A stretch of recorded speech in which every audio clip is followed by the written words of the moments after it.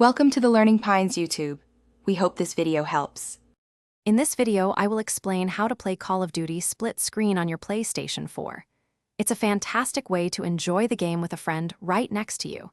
We'll go over everything you need to know, from setting up your console and controllers to navigating the in-game menus.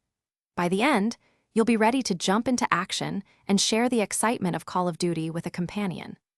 Let's get started and make your gaming sessions even more fun. First things first, you'll need a second controller for your PlayStation 4. Make sure it's charged and connected. Once that's done, the second player will need to log in. They can use their own PlayStation Network account, which is recommended for saving progress, or they can join as a guest.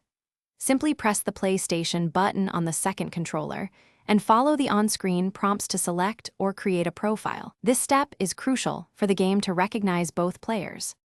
Now that both controllers are connected and players are logged in, it's time to launch Call of Duty. Once you're in the main menu, look for the multiplayer or co-op section. Within that menu, you should find an option specifically for split screen or local multiplayer. The exact wording might vary slightly depending on the Call of Duty title you're playing, but the concept remains the same. Select this option to prepare for your shared gaming experience. With split screen mode selected, you're almost ready to play. You and your friend can now choose your preferred game mode, map, and customize your loadouts just like in regular multiplayer. Once both players have confirmed their selections and are ready, simply start the match. You'll see the screen divide, allowing both of you to enjoy the action simultaneously.